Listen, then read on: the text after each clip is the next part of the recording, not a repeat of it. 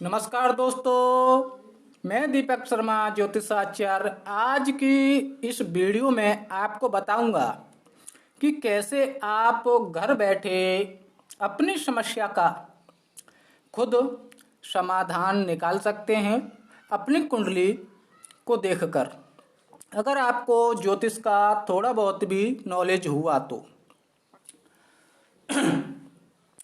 देखो दोस्तों, होता क्या है कि हमारी जन्म कुंडली में आप सबको पता है 12 भाव। इस तरीके से हमारे जन्म कुंडली में 12 भाव यानी कि खाने बने होते हैं, जिनको आप 12 भाव भी बोल सकते हैं या खाना भी कह सकते हैं। जैसे कि आप ये देख पा रहे हैं इस प्रकार के, इनमें आपका 1 से लेकर के 12 नंबर लिखा होता है। जो कि नंबर नहीं होते, वह राशियों को दर्शाया गया है नंबरों के अनुसार। तो आपको ये भी पता है राशियां। इसके पश्चात में आपको ये भी मालूम होगा कि हमारी जन्म कुंडली में 9 ग्रह होते हैं, राहु, केतु और 7 ग्रह। जैसे अपना सूर्य, शनि, राहु, केतु, चंद्र, मंगल, बुध, गुरु, शुक्र, शनि, ये जो है हमारे 9 ग्रह हैं, जिनमें आपके 7 ग्रह होते हैं, 2 छाया ग्रह। जैसे मैंने सबसे पहले उनका नाम लिया, राहु और केतु। तो आपको यह भी मालूम है कि 9 ग्रह होते हैं आपके। अब देखिए, अब मैं आपको बताता हूं कि आपके जीवन में जो भी समस्या चल रही है या जो भी समस्या आ रही है, वह आपकी इन 12 भावों से रिलेटेड कारक तत्वों को लेकर के आती है, जिनमें 9 ग्रह की जो स्थिति है या आपके जो 9 ग्रह किसी न किसी भाव में बैठे होते हैं, उन्हीं के द्वारा यह समस्या क्रिएट होती है उनकी स्थिति के अनुसार। तो आपको इसमें राशियों को छोड़ करके आपका जो 12 भाव है और 9 ग्रह, इन्हीं की स्थिति के आधार पर आपकी जीवन में जो समस्या आ रही है या आ रही होती है, अब उसका समाधान आप स्वयं से खुद घर बैठे कैसे निकालेंगे, इस पर हम आज चर्चा करेंगे। और मैं आपको इसमें वीडियो में सिखाने का प्रयास करूंगा कि देखिए, उदाहरण के अनुसार आपको सप्तम भाव से रिलेटेड प्रॉब्लम आ रहा है। सप्तम भाव जैसे कि आपको पता है विवाह का होता है। अब विवाह से रिलेटेड आपका किसी भी प्रकार का समस्या आ रहा है, जैसे विवाह नहीं हो पा रहा है, विवाह विलंब हो रहा है, और आप इसका खुद समाधान प्राप्त करना चाहते हैं या खुद इसका समाधान निकालना चाहते हैं बिना किसी पंडित के, बिना किसी ज्योतिषी के, तो आप ये बड़ी आसानी से कर सकते हैं। बस आपको थोड़ा सा बेसिक नॉलेज होना चाहिए ज्योतिष का। अगर आपको बेसिक नॉलेज नहीं है तो आप हमारे द्वारा अपनी समस्या का समाधान प्राप्त करना चाहते हैं या उपाय प्राप्त करना चाहते हैं या अपनी कुंडली को दिखवाना चाहते हैं, तो आप हमारे इस चमत्कारी ज्योतिष ज्ञान यूट्यूब चैनल पर जो हमारा यह व्हाट्सएप नंबर दिया हुआ है, इस पर आप कांटेक्ट कर सकते हैं या आप व्हाट्सएप के माध्यम से भी पूछ सकते हैं। लेकिन शुल्क लागू है, बिना शुल्क के कुंडली को नहीं देखा जाएगा। तो चलिए बात कर लेते हैं सप्तम भाव से रिलेटेड। तो सप्तम भाव के लिए आपको सर्वप्रथम क्या देखना होगा? सप्तम भाव देखना होगा। सप्तम भाव में जो राशि होगी उसका स्वामी। इसके पश्चात में, जैसे मैं अभी यहाँ पर नोट कर दे रहा हूँ, जैसे कि आपका किसी भी प्रकार से सप्तम भाव का हमें देखना है, तो सप्तम भाव में यानी कि सप्तम भाव की राशि आपको नोट करना है और उसका स्वामी कौन है यह देखना है। तो सप्तम भाव का स्वामी आपको चेक कर लेना है, उसको लिख लेना है। इसके पश्चात में आपको क्या करना है? भावत भावम के अनुसार सप्तम से सप्तम यानी कि लग्न का स्वामी लिख लेना है। इसके पश्चात में आपको और क्या करना है, और आपको देखना है कि आपका सप्तम भाव का जो कारक है वह कौन बना है।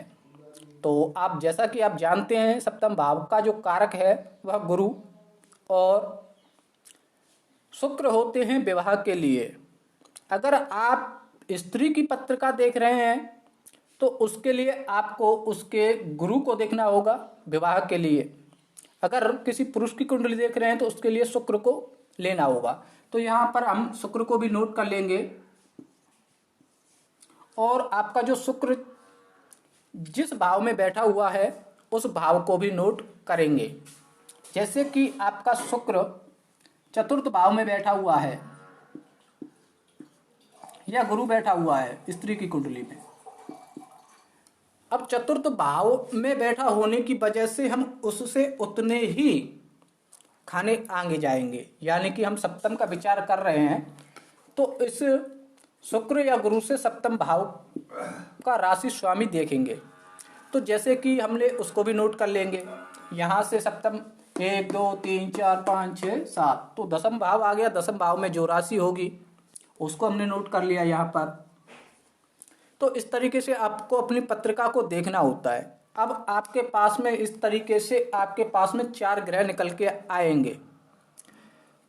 कभी कभी ऐसा भी होगा कि आपका 1 या 2 ग्रह भी निकल के आ सकता है, क्योंकि घूम फिर कर के वही आ सकता है आपका। क्यों? क्योंकि ऐसा होता है कि हम सप्तम का विचार कर रहे हैं और उसकी ही राशि अगर आपकी उस भाव में पड़ जाए या किसी भी तरीके से पड़ सकती है, तो आपके पास में नॉर्मली 4 ग्रह निकल के आएंगे या उनसे कम भी निकल के आ सकता है, 1 या 2।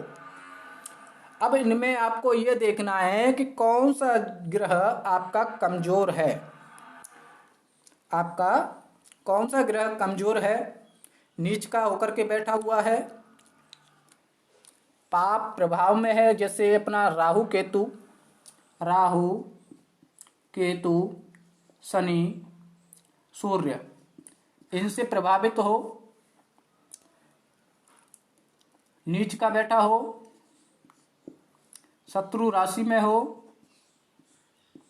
डिग्री में कमजोर हो, या पाप कत्री योग में हो,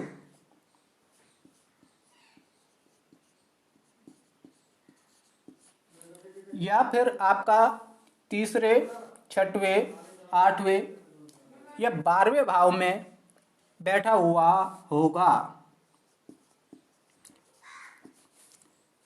3 6 8 12 इन भावों में बैठा हुआ होगा।